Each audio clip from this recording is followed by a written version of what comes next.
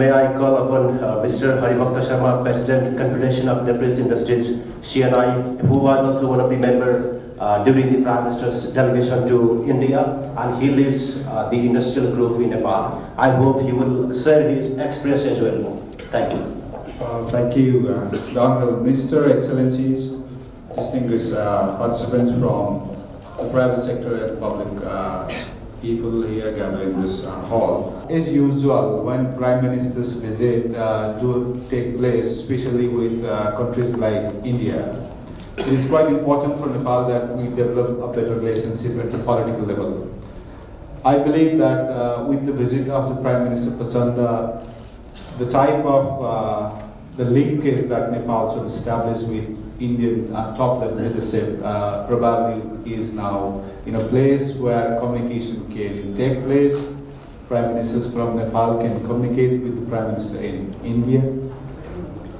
And there have been some concerns also expressed in the joint communication. There had also been a lot of words which says that Prime Ministers had expressed satisfaction on the progress made so far. From a private sector perspective, I would prefer that what are the things which are being mentioned on time-bound execution level. These are very important for the private sector. So for me, I think the most important one, I believe, is the completion deadline of Biridun's integrated checkpost. It says that by December 2016, this checkpost will be operational. If that happens, I think it would be more beneficial for improved trade between India and Nepal, and also for improving trade of Nepal with third countries, the overseas market.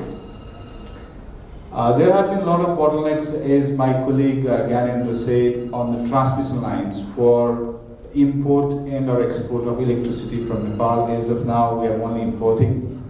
We need a robust, very good infrastructure between two countries for the import of electricity. That means we need transmission lines which are capable enough to handle large volume of electricity going to either country, either import to Nepal, or when we would have surplus in future, probably we can export that to Indian market.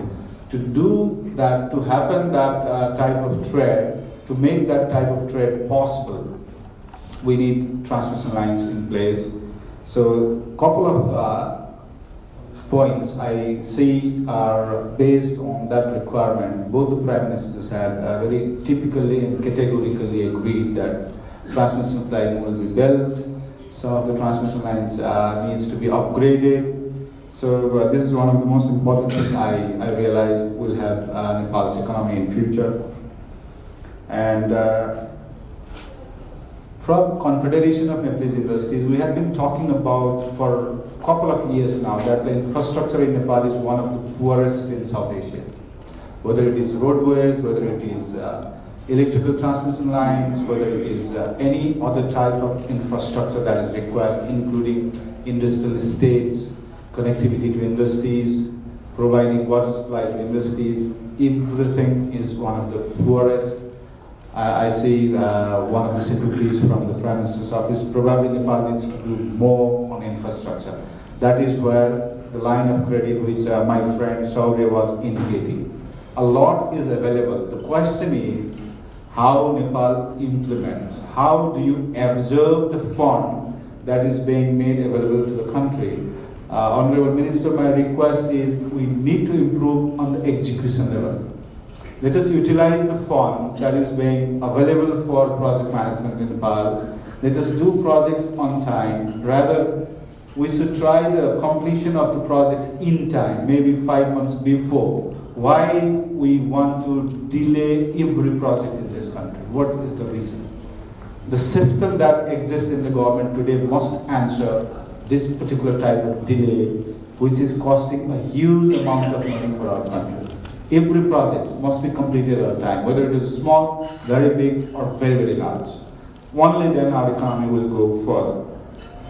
And then my final impression is that we have been accompanying the Prime Ministers in many countries. Together we go with the Ministers and Prime Ministers. Probably we need to realize that Nepal is one of the largest trading partners for India also in South Asia.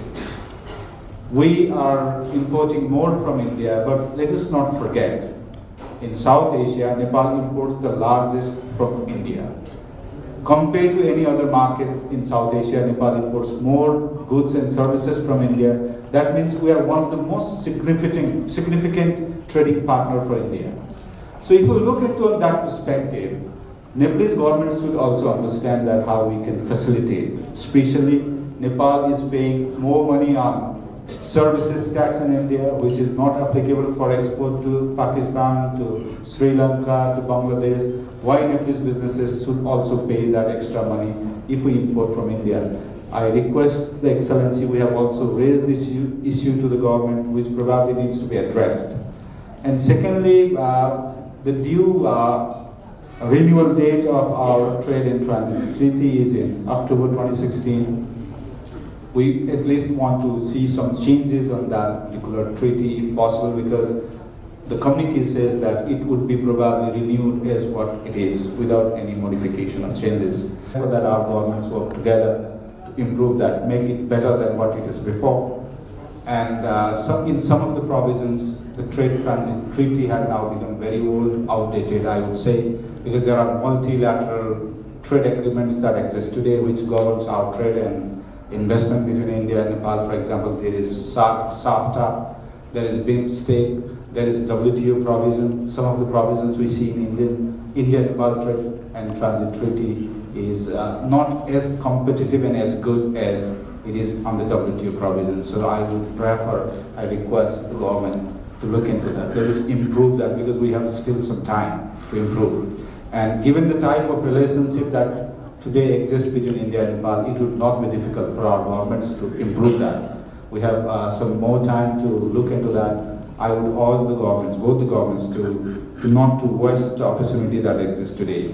And finally, I realize that Nepal-India needs to look always on improving our relationship. It's not only trade, but also in investment, creating employment and job opportunities in Nepal, improving our trade imbalance that usually is affected today because of the poor competence, poor operating environment in the country for industries, because we have not been able to operate our industries the way we want.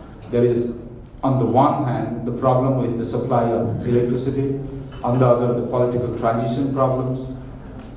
Moreover, we always have faced the lawlessness, the poor governance in the local area where the industries are operating. So we need to improve on all those three fronts so that the investment can come for making profit.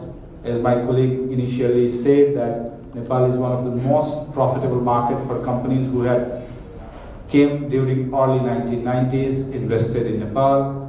Just to give you an example, one of the companies who invested about $1 million in Nepal in 1993, today had taken about $300 million as from $1 million to $300 million in cumulative profit, and the market capitalization is about 30 times of what they have invested. This is one of the most significant benefit for any companies in the world.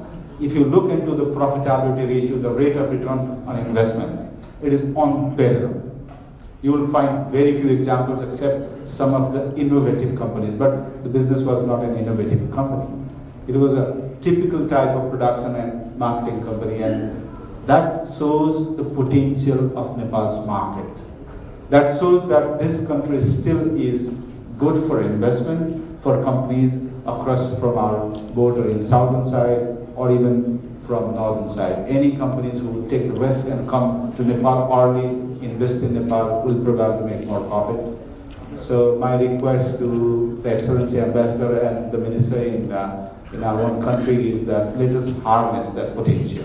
Let us, in future we should avoid those type of issues so that Nepal, India never would have similar problems that we faced last year. Thank you very much.